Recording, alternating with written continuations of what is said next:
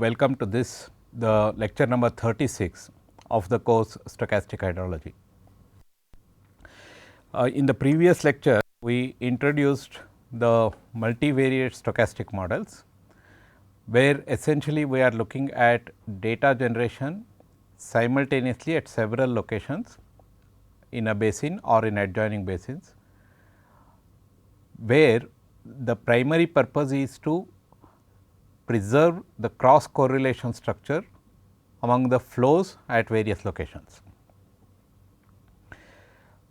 And this we distinguished with respect to the single site models, where the single site models will essentially preserve the statistics of flows at that particular site alone in terms of the mean, the variance and the lag 1 correlation and so on. In the multi-site models, along with preserving the means and the standard deviations and lag 1 correlations at that particular site, they also preserve, the multi-site models also preserve the cross correlations with other sites in the same basin. And we introduce the models of the type x t plus 1 is equal to a x t plus b epsilon t plus 1, where a and b are the coefficient matrices. It is through a and b that the cross correlations are accounted for. X t is the data at time period t, and epsilon t plus 1 is a random variate. Now, we also determined the coefficients a and b. We gave a as m 1 m naught inverse and b dash as m naught minus m 1 m naught inverse m 1 dash, where m naught is a cross correlation matrix of lag 0 and m 1 is a cross correlation of lag 1, and the p here is the number of sites. So, we are typically talking about simultaneous generation of flow data at various locations. With this, now we are concluding the theoretical aspects of stochastic hydrology. So, essentially we have developed several models, we have discussed several models for flow generation, we have also introduced the conditional probabilities and so on. So, the complete theoretical aspect of stochastic hydrology has been covered so far. What we will do now onwards is to look at some practical aspects and some applications. Here towards the end of the course, I may also talk about the climate change aspects and the non-stationarity introduced by climate change and so on. So, now onwards the focus of the course will not be so much on the theoretical aspects, but on the practical aspects and how we apply all the knowledge and the coverage, the theoretical coverage that we have developed so far in this course to some practical problems. As you can see or as you can recall, most of the problems that we have dealt with in this course stochastic hydrology are all data dependent, in the sense that you have historical or observed data or simulated data, and all the analysis that we have done in this course is mainly on the data. And therefore, when you want to apply these techniques to practical problems, let us say that you have a catchment which has to be developed for water resources development through putting certain reservoirs or hydropower plants or lift irrigation projects and so on. The hydrology of that particular basin must be analyzed with the techniques that we have studied in this particular course. So, the data analysis becomes extremely important. It is not the analysis in the sense that we apply the techniques that we have studied in this particular course, not that. Before even going to the techniques that we have discussed, we need to do certain checks on the data, how much data is available at what location, what kind of data that we need to use out of the data that is available and required for these models, and with respect to the data that is observed elsewhere in the same basin, whether the data that we are taking at a particular location is consistent, and whether there have been any major changes that have occurred in the basin that have affected the data which are shown as signals in the data itself. So, in this lecture and perhaps part of the next lecture, what we will do is we will look at how to get the information from the data in terms of the consistency of the data that we are seeing with respect to the other gauges in the basin. So, for the time being now, we will deviate slightly from the rigorous theoretical mathematical aspects of stochastic hydrology to the more mundane yet extremely important aspects of data consistency. So, the problem that we will be discussing now is the following. Let us say that you have a basin like this, and then you have a major stream coming here, and then there may be some tributaries and so on. You may have data at this location, you may have data at this location. What I mean by that is that you may have a stream gauge at this location, a stream gauge at this location, stream gauge at this location and so on. So, you have the observed flows, let us say for the last 30 years at this location and so on. Just look at two gauges, one an upstream gauge and another a downstream gauge. The flows that are recorded at this location, the upstream gauge, will be the flows that are generated from the catchment upstream of that, and therefore, the entire catchment that is contributing to this gauge is recorded by the entire catchment that is contributing to this location is recorded by the gauge that is located here. When we come down and look at this gauge here, this will record all the flows that have come from the entire catchment upstream of this particular gauge. Let us say we call it as gauge A and this is gauge B. So, the flows that are recorded at gauge B will also include the flows that are recorded at gauge A, assuming that there are no control structures. By control structures, I mean let us say you have a weir or a reservoir and so on, which will regulate the flow. So, they are assuming that between A and B and even upstream of A there are no control structures. So, we are only talking about the natural flows. When you have the data at A as well as at B for concurrent periods, let us say that we have 30 years of data, 30 years of monthly data is what we are examining. So, when you have data at A and B during concurrent periods, obviously, the flows at B must be greater than or equal to the flows at A. Why they should be greater? Because from the flows at A, you also add the intermediate catchment flows. So, the catchment that is upstream of B and downstream of A, which is not included in the catchment of A, this catchment also contributes to the flows at B, and therefore, the flow at B will be greater than or equal to flow at A, provided there is no significant or there is no utilization of the flows in the intervening catchment. The catchment between this gauge A and the gauge B is called as a intermediate catchment.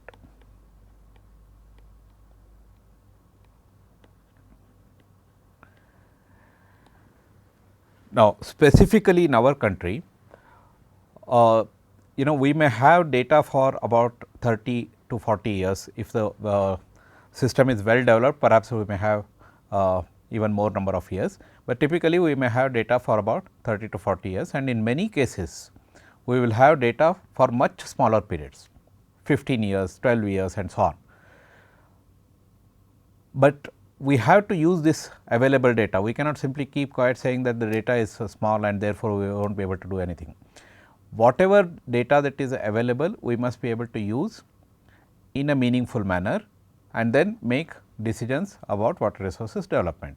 And therefore, all the hydrologic analysis that we have studied so far will become useful only if we understand the data issues correctly, and then do the checks that I am going to discuss now before we go into the stochastic hydrology aspects.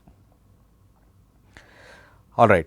So, if you have two gauges like this A and B, let us say I denote the flow at B as y and the flow at A as x. Now, these may be vectors or matrices depending on the way you arrange the time series. So, this is y and this is x. Y has to be greater than or equal to x. This is the first observation. So, which means that you are given data at these two gauges. The first observation that you would like to make is the flow that you have observed at y at B, which is namely y, must be greater than or equal to the flow at gauge A, which is x. If you see or observe that this in fact is not valid, that is y is not greater than or equal to x, but y is less than or equal to x, less than x perhaps. What does that imply? It implies that the flow that was observed here has been reduced by the time it came here. If you have gauges and the situation that y is less than or equal to x, less than x in fact, you should then look at what is happening in the intermediate catchment. Is there a significant utilization of water that we have not accounted for? Let us say there is a major lift irrigation project which is taking out water that is coming from here, and the intermediate catchment is receiving less rain, and therefore, the intermediate catchment contribution itself is not so high as to compensate for the water that is utilized through the lift irrigation projects and so on. So, the moment you see that y is less than or equal to x, immediately you have to look at what are the activities that are taking place between A and B in terms of water utilization. So, y will be less than or equal to x only if the rainfall is significantly smaller compared to the rainfall upstream of this rain gauge A, or and perhaps and the utilization in the intermediate catchment is significantly high. So, you must immediately be alerted to the situation of utilization as well as the amount of rainfall in the intermediate catchment. Now, when I say y is greater than or equal to x, it is not that individual values you keep on checking. So, there must be ways of checking that y is in fact greater than or equal to x or not. So, this is what we do through data consistency checks. So, the first level of data consistency check that we do is to examine the flows at this location at a particular location with respect to the flows at all the upstream location. What I mean by all the upstream location is that you may be focusing on a particular gauge. Let us say that the gauge is here and this is a stream. There may be one gauge here, there may be another gauge here, and then this is the gauge that we are talking about. Let us say this is a gauge B and this is A and A dash. So, the flow at B must be consistent in terms of its magnitude with respect to the flow at A as well as with respect to the flow at A dash. This is what we do through what is called as a double mass curve.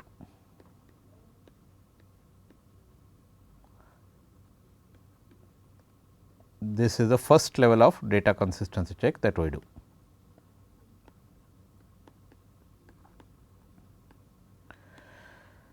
Now, remember when we are doing a data consistency for any basin like this, we are assuming a hydrologic homogeneity in the sense that the runoff generating mechanism at each of these locations is the same, which means the land use pattern is the same, the rainfall pattern is the same, etc., and then we do this data consistency checks.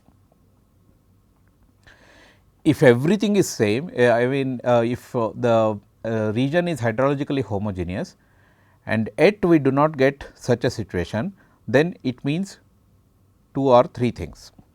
One is, as I said, the intermediate catchment rainfall itself may be very small, there may be a significant water utilization which we have not accounted for, in the data that is obtained at B, or there may be something wrong with the data that is observed at either B or A. The last point is what we must be alerted to, that is what indicates data inconsistency. Now, this data inconsistency may arise because of some changes that have taken place in the catchment. Let us say suddenly you start measuring with a different gauge altogether, or there may have been some sudden changes that have occurred in the catchment which have affected the flows at B and so on. So, it indicates inconsistency of data at B with respect to the data that is observed upstream in the upstream gauges. We will also see one other aspect now for the data consistency. Let us say that you have a fully hydrologically homogeneous region. By hydrologically homogeneous region, I mean the runoff generation capacity, runoff generation mechanisms, which means what? The slope, the catchment characteristics in terms of the slope, in terms of the vegetation, the land use patterns, etc., are uniform all through the watershed that we are considering, or all through the basin that we are considering. If that is so, then let us say that we have gauges like this. We have a rain gauge like this and we have a rain gauge like this. Now, this rain gauge will account for or will measure, assume that the flows that are governed flows that are generated in this particular basin is measured at this gauge, and this gauge here will measure the flow that is generated at all of this, including this part. So, this is rain gauge A and this is rain gauge B. Let us say that we are looking at the annual flows at this point. Let us say some 500 million cubic meters of flow that has taken place at this location in the entire year. Now, this flow has taken place because of the catchment that is marked in red here. So, all of this catchment has contributed to the flow at that location for a particular annual rainfall. So, that annual rainfall has contributed to flow at this location, and that is some 500 million cubic meters or some such thing. If you divide that flow, annual flow, by the area, we get what is called as a specific flow.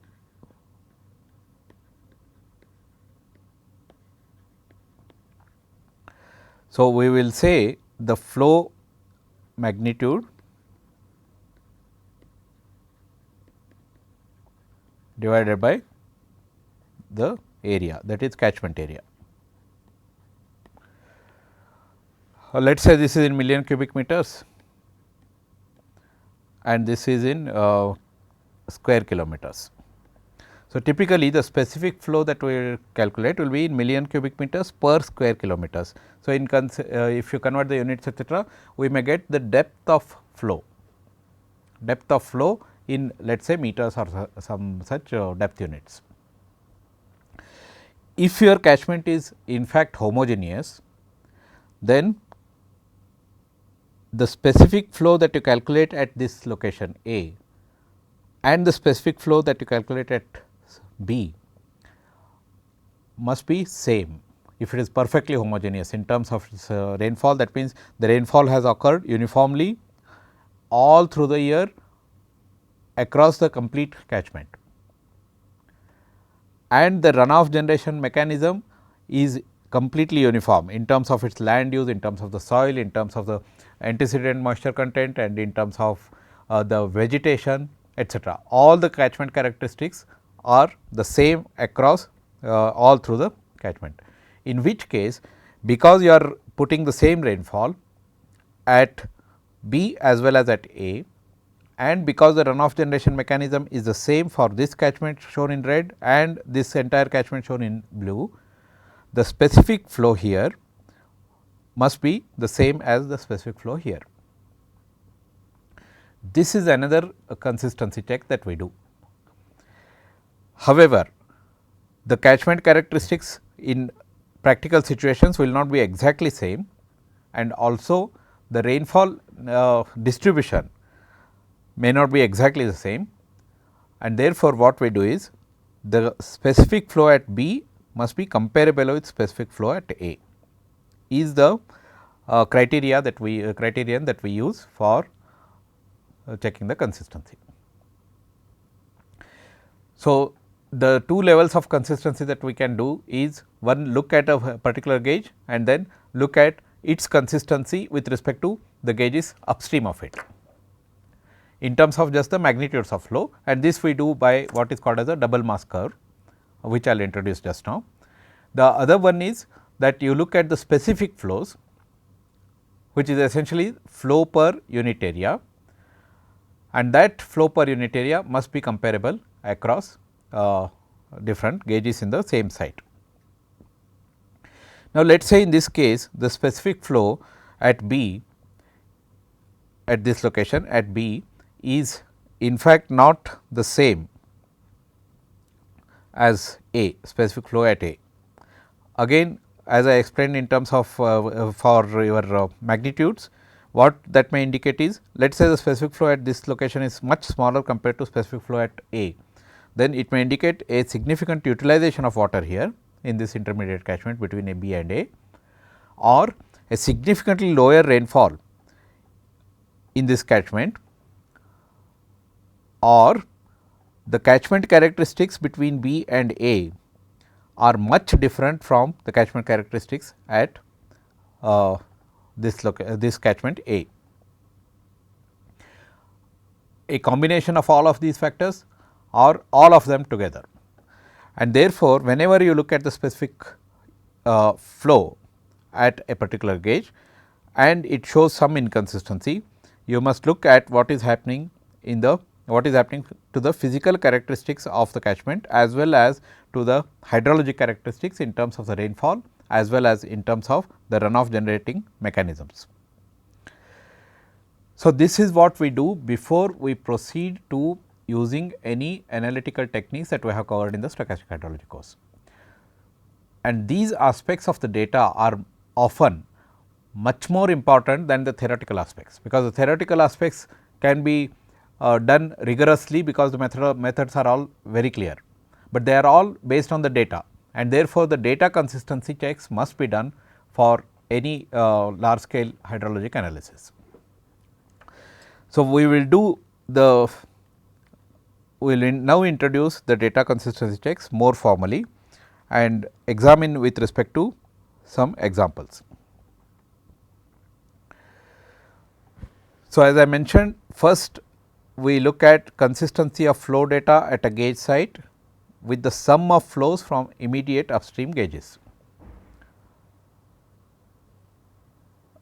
The y which is observed at that particular location must be greater than or equal to x, which is the total flow that is coming up to the upstream gauges. Then consistency of flow data with respect to specific flows. So, you look at a specific flow at a particular location in the same basin, this must be consistent in terms of it being comparable to the specific flow at other locations in the same basin, provided the basin is more or less homogeneous. Then consistency of flow data with the flow data at an immediate neighboring upstream station. So, one is look at all the upstream gauge stations and then look at the consistency. Another is you may have a neighboring station in the same hydrologically homogeneous region, then you look at the consistency between these two stations. So, the two station data must be consistent. Then often we have reservoir sites. Now, the reservoir sites have their own inflows recorded. Now, these inflows must be consistent with neighboring gauges or surrounding gauges in the same hydrologic region. So, these are typically the consistency checks that we do on the data before we proceed to any hydrologic data analysis. Typically in our country, more specifically in our country, we may have data for a short duration. let us say that there are major water resources structures existing, for which you want to do analysis in terms of the water utilization and so on. However, the data that is available may be of the order of 5 years, 10 years, 12 years and so on, which for any meaningful exercise may appear to be absolutely inadequate. However, we need to use this data and do the best that is possible from the available information and the data. A second level complication is, even in this limited data, or even if the data is available for larger length, there will be missing data, in the sense that either the data has not been properly recorded or the data has not been recorded at all, and therefore, we must first look at the continuity of the data. And what do we do for those periods in which there is absolutely no data available? So, even before we go to the consistency checks, we must fill the missing data. So, the first step that we do in any hydrologic analysis is to look at the time series of the observed data and look at the breaks that have happened in the time series for several reasons. One is the data itself may not be recorded, or the data may be wrongly recorded and therefore, it has been taken out of the record, or there may be some gems or breaks that cannot be explained in the time series, and therefore, the breaks have happened. So, the time series of data has breaks in between. Now, these breaks can be just a point break, in terms of if you have a daily time series, only one day data is missing, or it may be continuous. Let us say 3 or 4 days continuously the data is missing and so on. So, we must first look at some methods by which we fill this missing data and then complete the time series. Now, the filling of the data is not very rigorous, it does not include very rigorous mathematical procedures, but it includes certain rather empirical procedures which use judgment and which will make use of the fact that we have the data must be consistent with the other data in the time series. So, we will just look at some simple methods by which we fill the data now. So, the missing data should be filled in even before we attempt the data consistency. We take an example basin. As I said, the missing data, the filling up procedures will be mostly judgmental, mostly based on judgment, and therefore, you look at the time series for that particular basin and then see what type of data that is available, and within that data how much is missing, at what time locations it is missing, and what are the ways by which we can fill in the data. So, the first thing that we do is, we look for this example basin, we see that the flow patterns in monsoon and non-monsoon periods are much different. So, the monsoon flows are consistently higher, there are very high discharges that are taking place, whereas the non-monsoon flows are essentially because of the base flow and so on. So, the patterns are different, and therefore, first level is that you look at the missing data in the monsoon region, you adopt a different procedure for monsoon periods and a different procedure for non-monsoon periods. So, for the monsoon period, for this example basin, let us say, I will show you the basin also. It is we have daily discharge data for 55 rain gauge sites, the stream gauge sites.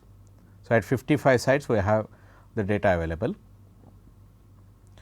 but many of which will have very short length of data, let us say of less than 5 years. They have been just, the gauges have been just put in place, or even if they are put in place earlier, the data has not been recorded or data has not been filed, and therefore, we have very short length of data of less than 5 years and so on.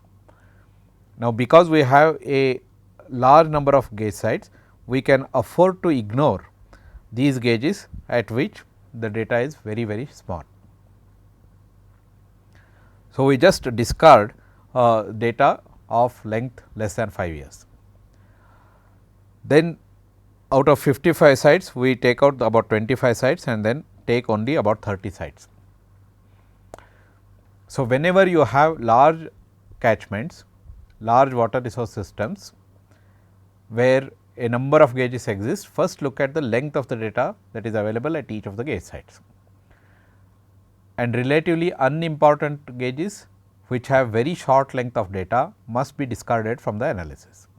Otherwise, they will introduce a very significant bias in the analysis, and because of the short duration of the data, and therefore, these must be taken out. So, this is a system, it is in fact the Narmada system, where there are large number of reservoirs that are planned or being put in place or already in place.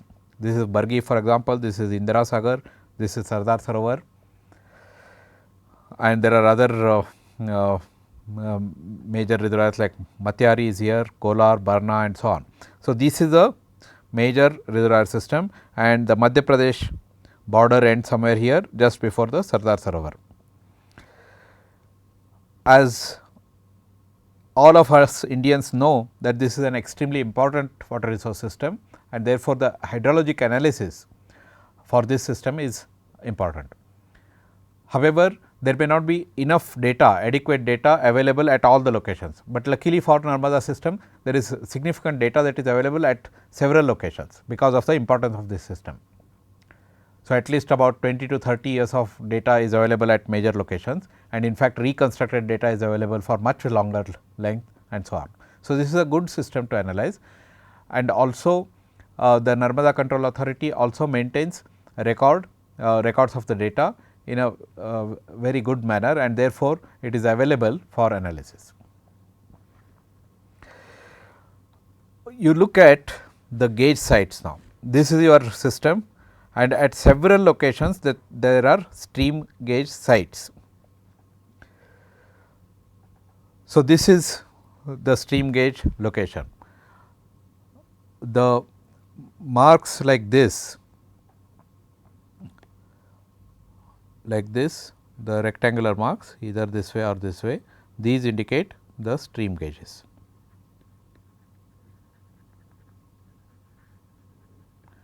And the reservoirs are located or denoted like this, either this way or this way. These are the reservoirs. So, these are the stream gauges. At these gauges the data will be available, stream flow data will be available.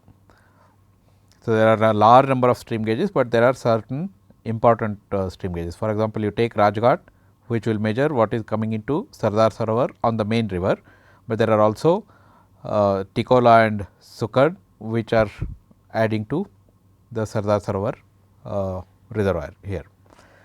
Similarly, you look at Maheshwar, Omkareshwar, Narmada Sagar, etc. The gauge at Handia will be measuring the flows that are coming into this. So, if you look at the gauges here in the main stream, let us say you focus on one of the gauges Handia here, let us say the Handia gauge is here. Immediate upstream of that is a gauge at Hoshangabad, and for Hoshangabad there is a Sandia gauge. So, if you look at only the main stream, there are several gauges which are located between the reservoir Bargi and the Narmada Sagar, which is a large intermediate catchment. So, we will just look at how do we do the data consistency checks for such a configuration of stream gauges, a large number of stream gauges, at all of which we have the historical data available. So, we will just examine the type of data consistency checks that we do here. So, as I said, because the flow generation mechanisms are different in monsoon and non-monsoon periods, we do this separately for the monsoon period as well as the non-monsoon period. So, first we choose those particular gauges where at least 12 years of data is available. Now, this 12 is an arbitrary number, because we have discarded the rain gauges, the stream gauges which have less than 5 years of data. 12 years is a reasonable length of data. So, we choose only those gauges which have 12 years of data first, as a first step. So, those gauges which have at least 12 years of data, what we do is we replace the missing data by average value for that day. This is the daily data we are talking about. So, for that day you take the average of the data from all the remaining years. Let us say a particular year June 20th is missing, then June 20th average flow for all the remaining years you take, and then simply replace this by that. Very simple procedure. However, when we do this, you replot the time series and then see that it is a smooth time series with respect to the 19th of June flow, 21st of June flow, etc. It should not be much more different and it should not introduce a non-smoothness in the time series. So, the first level that we do is simply take the average and put it there. When we do that, like I said, we plot the time series again and look at the surrounding thing. Let us say this was your time series and this is the missing data that we are using.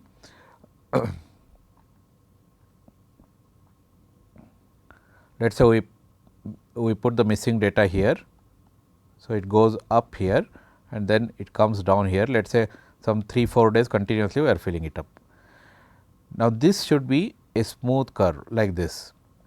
So, this is the remaining period and these are the missing data that we have filled in using the averages for those days. So, what we have done for this day, we put it as an average flow computed from the remaining years for the same day, and then similarly if this was missing, we do the same thing for that day and so on, and then make sure that the time series continues in a smooth manner.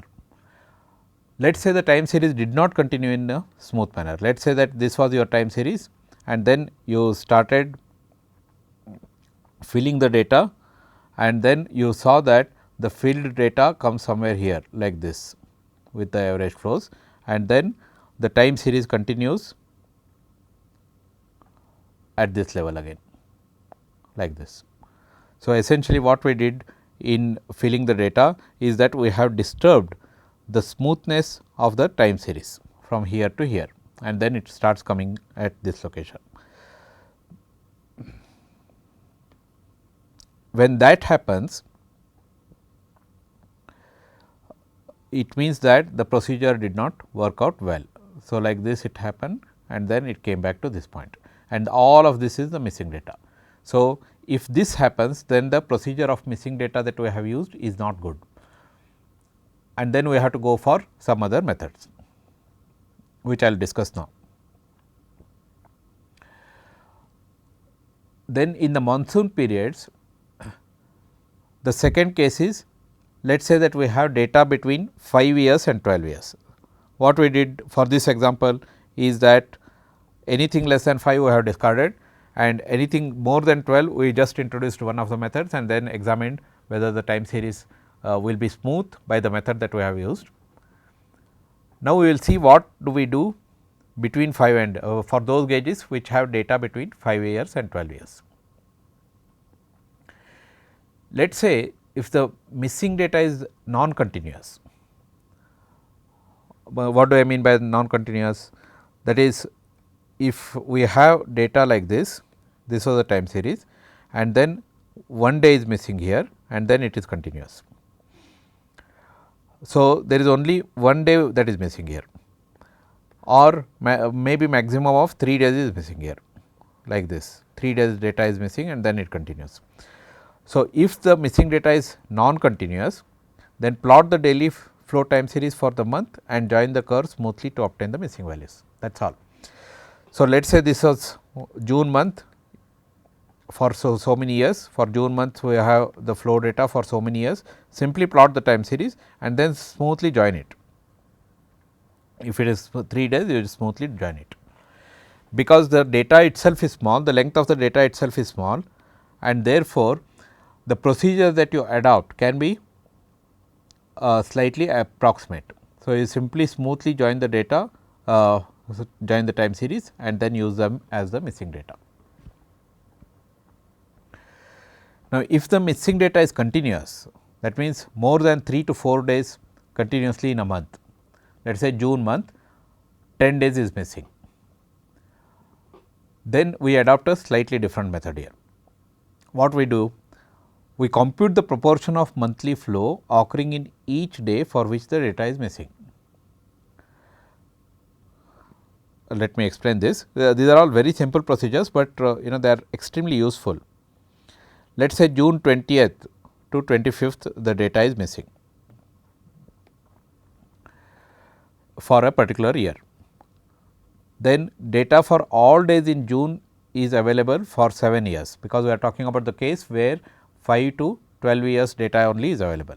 So, 7 years data is available, and in that a particular year June 20th to 25th is missing.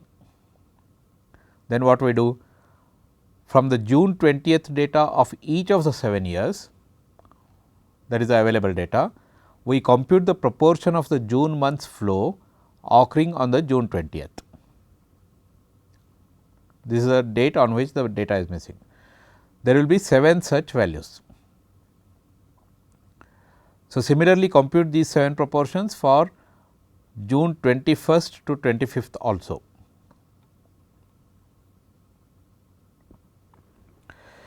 What we mean by this is, you just so that you do not miss the point, I will repeat this.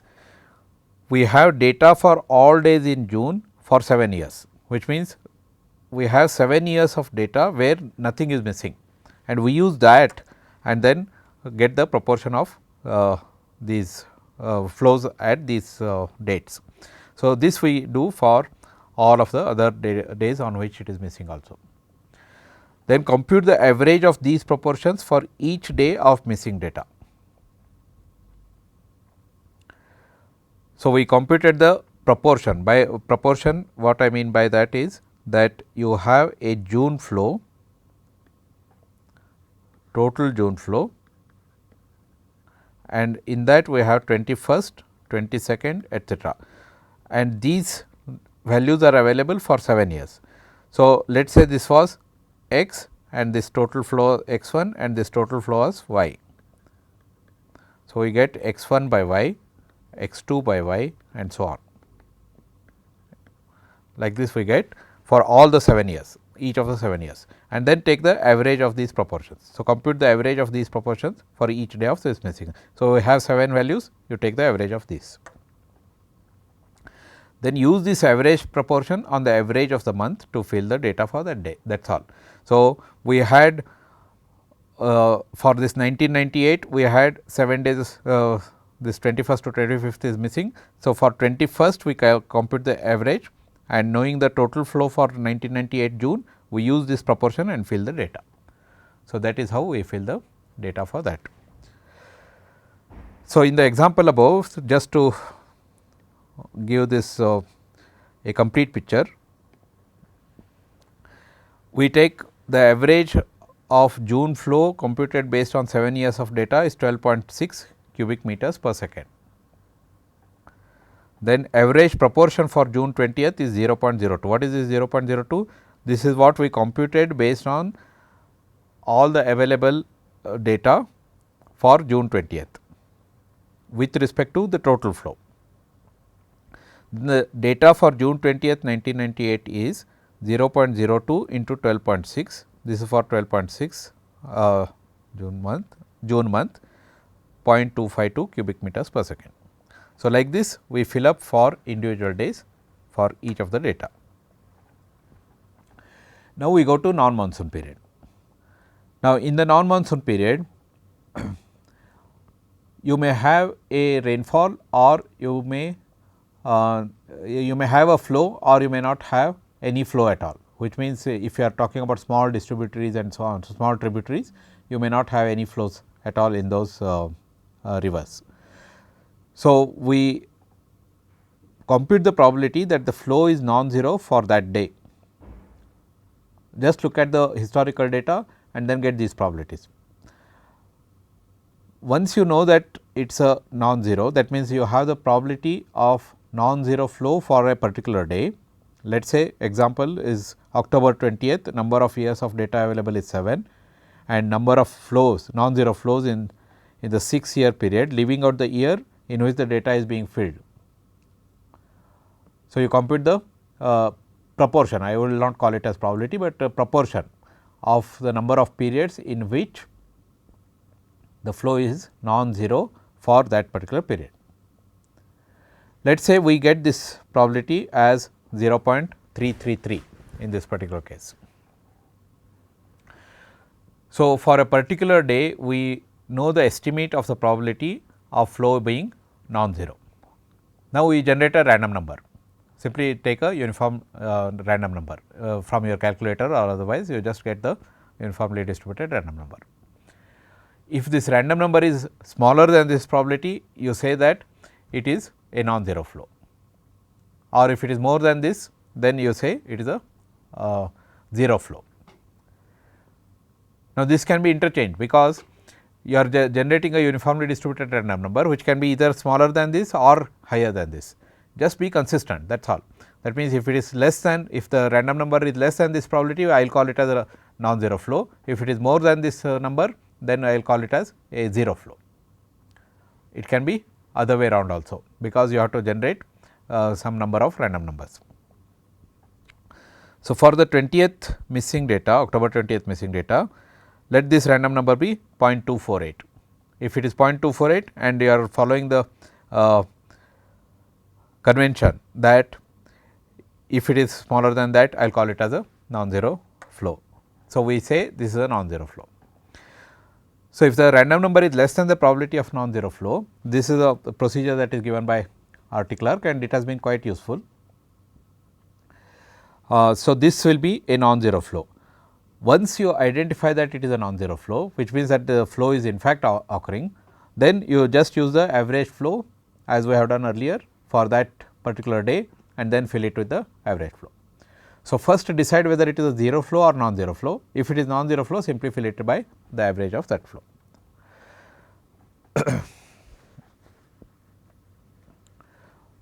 Once you fill the data, missing data, then you have the complete time series ready with you. So, this time series now we will subject to consistency checks now.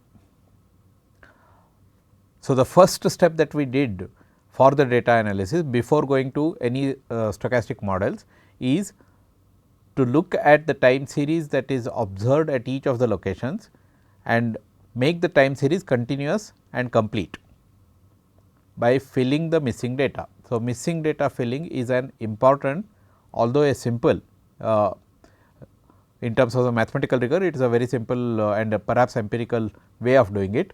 However, this is an important exercise, so that you have a complete and continuous time series available at each of the locations. Then we ask the question, okay, we have several such gauging locations and we have at each of these gauging locations, we have a reasonable length of data of about 12 years or some such thing. Then we will start looking at what is the consistency of the data at a particular location vis-a-vis the data at other locations.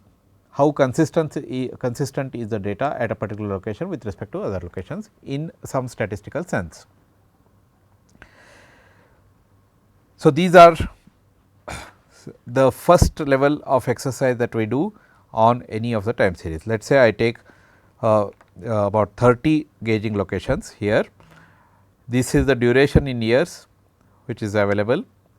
There is some exception that we make for one of the gauge because of the importance.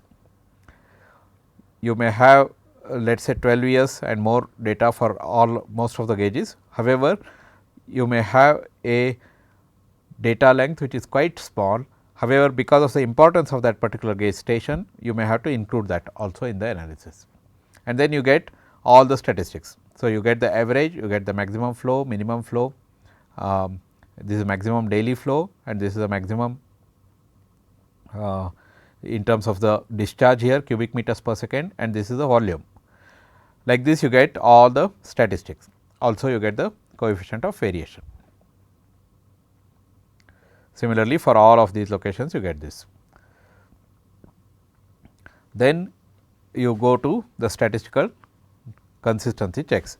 Remember here we have done this exercise after filling up all the missing data. So, once you fill up the missing data, you identify 30 rain gauge 30 stream gauge stations for further analysis, and then you start the consistency data. Now, the first level of observation is what level of coefficient of variation exists. So, if you have more than 100%, it indicates that the variation of flow is quite high for the daily data. Similarly, you do this for monthly as well as annual data. Specifically for the non-monsoon flows, which are essentially given by which are contributed by the base flows, there will be a large variation, at least in this particular example. As the flow magnitudes are themselves small in non-monsoon periods, for this particular example, the large variation is not of a much practical importance. So, we may be focusing mostly on the monsoon flows. However, this may not be the case for Himalayan rivers. Let us say you take Brahmaputra or Ganga river and so on.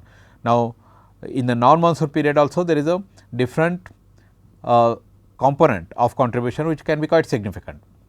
For example, glacial melts, snow melt and so on, and therefore, you must be alert to the situation that the non-monsoon flows are contributed not only by the base flow, but by other mechanisms such as snow melt and glacial melt, and therefore, the coefficient of variation will be an important parameter, important moment even for the non-monsoon flows in such situations. Then we plot the time series. Look at the time series, they must be all continuous. So, we have filled all the data and then you just plot the time series at various locations. So, these are Jamtara, Hoshangabad, Mortaka, Mandleshwar, etc., the locations of which are shown in the index diagram that I showed earlier. Then we start computing the specific flows. Like I mentioned, the specific flow at a particular gauge will be simply the flow magnitude divided by the area of catchment that is captured by that particular gauge. So, the flow volume per unit area of the catchment. This represents the catchment response to precipitation. That means, how is the runoff generated for a given precipitation from that particular catchment is given by the specific flow. So, if you have two gauges, one below the other in terms of being upstream and downstream,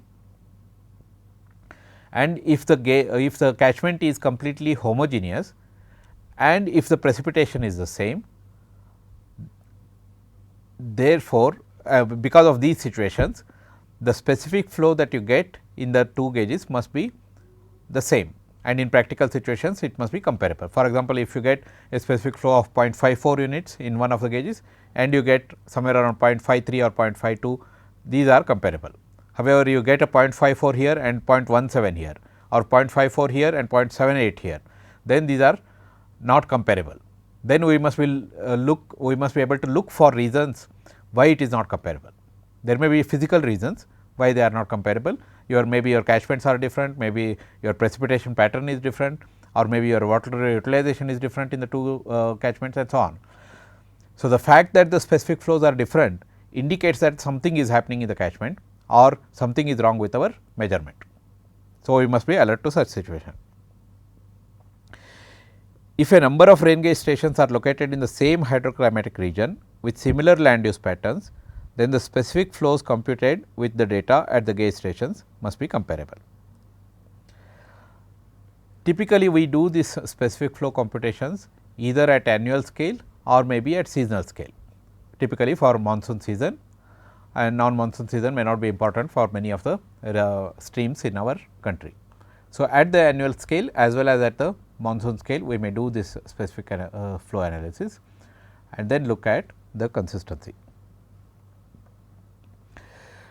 So, through this statistic, which is a specific flow, we compare the runoff per unit area from different sub catchments within the basin,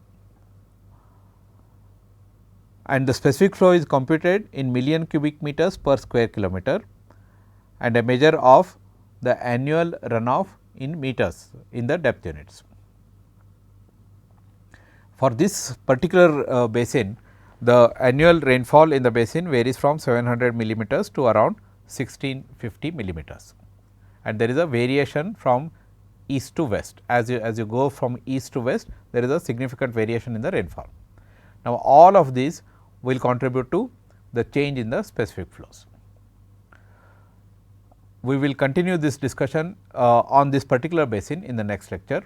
However, what we did in this particular lecture is going from the mathematical rigor of stochastic hydrology that we have discussed so far in this course. We now focus on some practical aspects where we start looking at what kind of data we have, what is the quality of the data, what is the consistency of the data with respect to the homogeneity or the lack of homogeneity in the catchment, how do we fill the missing data and construct a continuous time series and so forth. Now, these are important issues because as I mentioned early on in this lecture,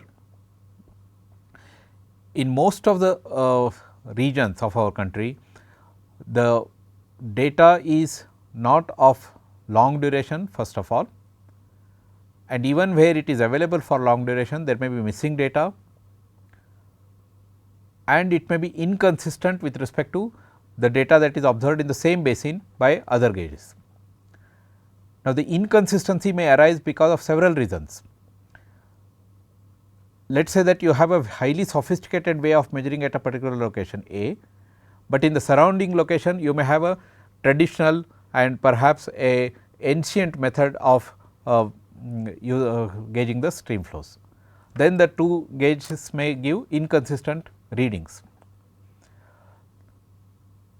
But how do we identify that these two are inconsistent? That is the focus of today's lecture as well as the next lecture. So, we must be able to identify inconsistency and then correct for the inconsistency. To correct the inconsistency, we must know the reason why the inconsistency has occurred. Now, this is the focus of the discussion that we will carry forward in the next lecture. Thank you for your attention. We will meet again.